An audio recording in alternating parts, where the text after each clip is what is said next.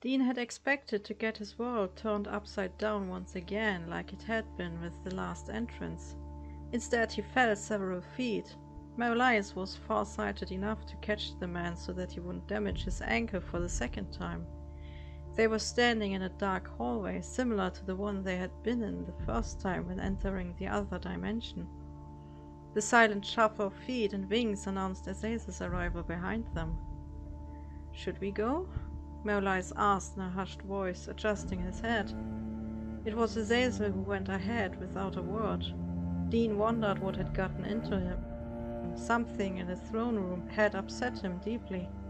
The hallway stretched on for long enough to make the occultist wonder if he would have walked a marathon by the end of the day. The excitement and the danger of the ruins had worn him out. Azazel's fear, which he had received from the Watcher for light, still floated above him, shedding its pale light to let him see the path ahead. The sudden stench of rotting flesh stung his nose. It was vile enough to let him take a cloth from his pocket and hold it in front of the lower part of his face. The revelation about the origin of the phenomenon came when they encountered a door to the left along the hallway. Blood was smeared all over it, and the sight let Dean's stomach sink. All of them stopped at the unsettling sight and what it indicated.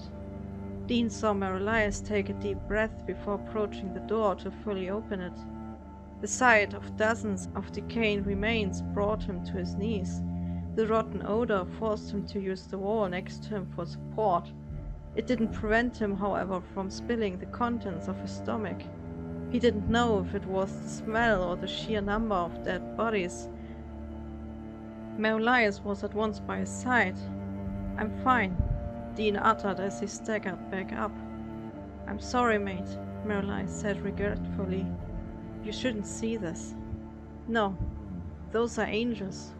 You two are the ones who shouldn't see this." Taking the devil's offered support, they went back to the room. "They killed Gabriel," Dean said despite the lump in his throat. "And Uriel too." Azazel spoke for the first time since entering the complex. His voice was solemn and distant. "I saw him kill the Nephilim while their parents begged for mercy. Yet I am not sure if this fate is what he deserved." Dean could see how several emotions flamed up behind the blue eyes. He wasn't sure towards whom the Watcher was feeling hatred, the dead Archangel or the Angel's murderer. "Any last words for the dead?" Merlias had taken his lighter, the thumb in place to spark the flame. "No." With a flick, the small flame shot into the room, turning into a raging fire that devoured flesh and bone. "It's the best we can do for them."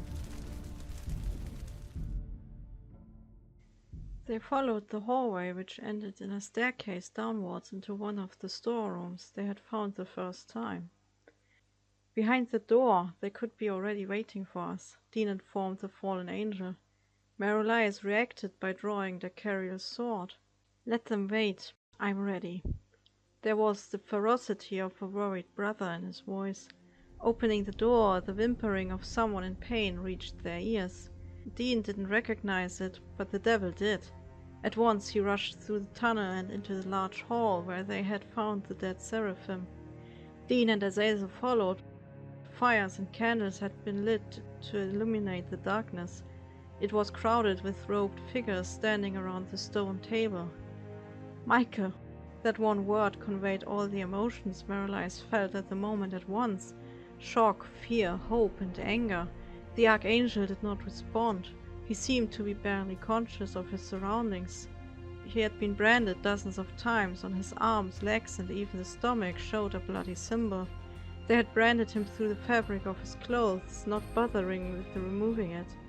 4 deep gashes dragged themselves over his nose, right cheek, and down the chin.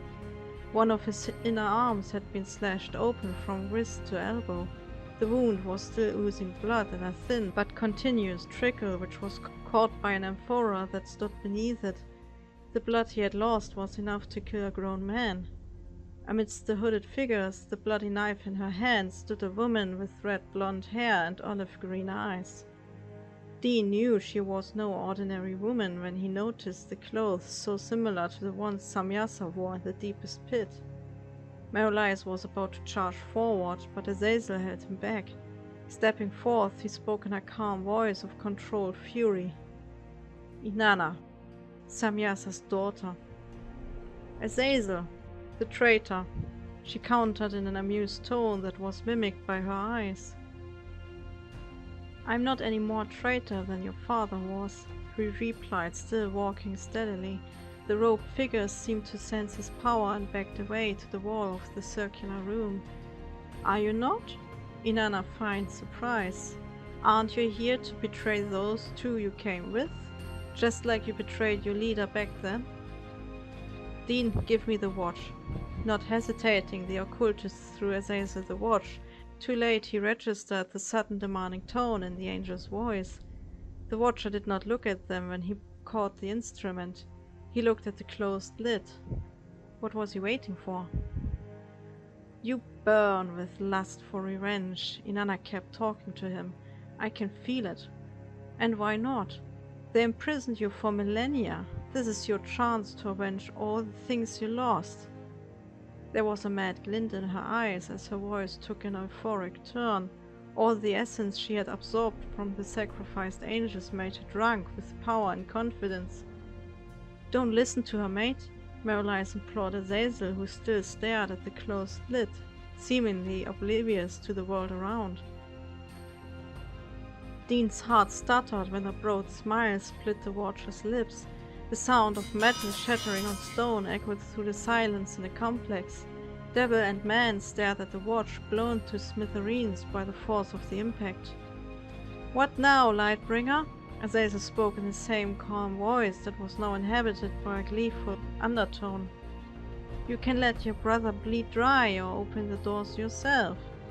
If I remember right, one of the watchers was master of healing. Set them free and your brother is saved. Betraying the betrayer. How ironic, Inanna added in ecstasy. Azazel, you bastard, Merolias growled with eyes like hellfire, while Dean still tried to digest the shock of their last hope having been destroyed. The devil was unable to attack the fallen angel when the robed figures approached to hold him in place. They were as strong as an angel, and Dean assumed they were the result of Inanna's occult experiments. The Nephilim stepped next to Azazel, who still wore the same unsettling grin. Dean saw Micah twitch as the life kept running out of his body. This was it. They had lost. Dean felt cold fear hold him in its iron thrall. The thought of him not coming home crossed the man's mind when Inanna drew the gun she had used to shoot Johnson with. Merolias, powerless in the face of the many adversaries, only barked and cursed. Azazel! Azazel, when I get free you will regret that, mate. And believe me, I will get out. I will snuff you out even slower than you are snuffing out my brother right now. The deranged laugh of Inanna was the only answer. A laugh that suddenly died down as shock quenched the excitement of the Nephilim. The air around Azazel was glimmering and glowing. Flickers of icy blue and fiery red surrounded the watcher. His triumphant mask had fallen apart, to be replaced by the familiar and motionless calm. Inanna must have felt it too, for she turned to him in confusion.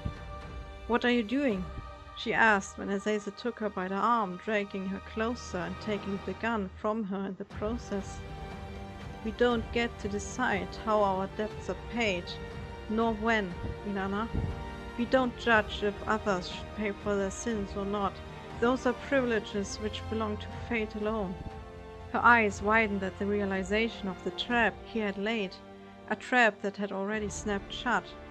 Drawing a scimitar, she attempted to hack down on her captor, but when the blade came in Azazel's reach, everything and nothing happened at once. Taking the blade, he rammed it into her own abdomen from beneath the breastplate. Lightning from her magical attacks was deflected and shot through the room. "You can't just destroy this vortex. This is time. It is alive. It came to my aid because I returned its missing part." Azazel boomed with his one eye glowing red and the other blue. "Her magic is too strong for you, Inanna." but I know how to wield it. Like reacting to his words, a whirlpool of red and blue opened behind the watcher, and Dean understood what he had done when staring at the closed lid of the watch. The sucking force of the time vortex threatened to rip Dean off his feet and drag him into the depths beyond. Azazel threw Inanna into the vortex and, using his strange disguise, caught Dean with his tail. The 4 talons he buried in the stone to find hold. Merlias, freed from his captors, was holding on to his blade, which had been thrust into the ground. Robes and hoods were blown off, revealing creatures not beast nor human. They tried desperately to hold on to something, but the vortex was too strong and drew them all into a realm behind it. "How do you close it?" Dean yelled over the raging of wind created by fire and ice at the angel next to him. "You don't.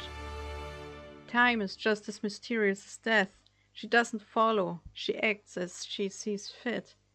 Azazel's voice and eyes had returned to their original sound and color. "Time is a she?" Merlias asked while creeping closer to the chained Michael. "That explains the delay in helping." Still fighting against the vortex power, Merlias examined the chains. "I have no key," he exclaimed desperately. "We don't need one." Azazel touched the iron and mumbled some words, causing the shackles to spring open. "Dean, please, save him." Dean could see the pure fear in Merlias' eyes that made his stomach sink. "How? I have no magic here." Hearing himself say the words let his heart sink to the ground. Cutting one of his palms with his own talons, Azazel held it out to Dean. "Look for the magic in me." His voice sounded strangely strained, and Dean assumed the vortex and the wounds were starting to take their toll on him. With the watcher's tail still wrapped around his torso for support, Dean took the bloody palm and placed his other hand on Michael's chest. The Archangel's breath was weak but present. Closing his eyes, the occultist went into Azazel's essence to look for the spark. It was dark and mysterious, letting his hair stand up, but not out of fright. "I don't know if my skills are enough for an angel, Merlias," Dean uttered, sensing his friend's distressed begging. "Take it, Dean. Take it," Azazel echoed in the darkness when the man had found the magic he needed. Letting the watcher's light blue essence run through his body filled him with the energy of 1,000 suns. Rushing through his soul, he felt, for the lack of a better term, high as heaven. Concentrating on Michael, he sensed the weak silver essence of the Archangel. The flame was dying down already as he called out in the dark. "Michael!"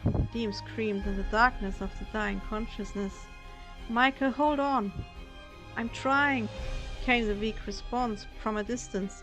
Reaching the flame, Dean poured Azazel's magic into it, reigniting the spark of life.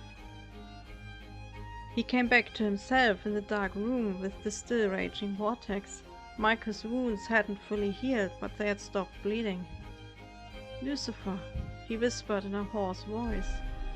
"It's all right, brother. It's all right, I'm here." Merlias embraced his brother, who had made an attempt to get up in his weak state.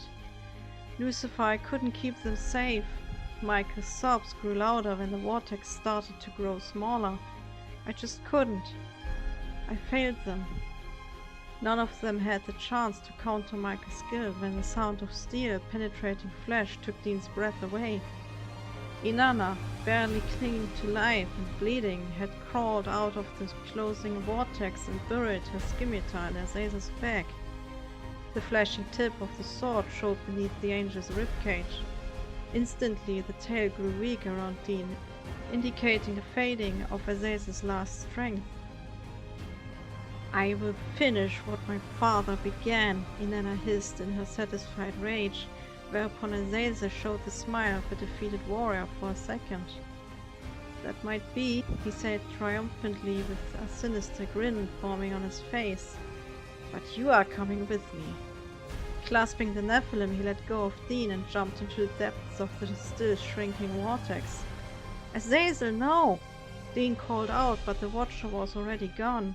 His mind flashed back to the day Nathaniel had died to save him, and the guilt came crashing down on his soul, making his heart bleed once again.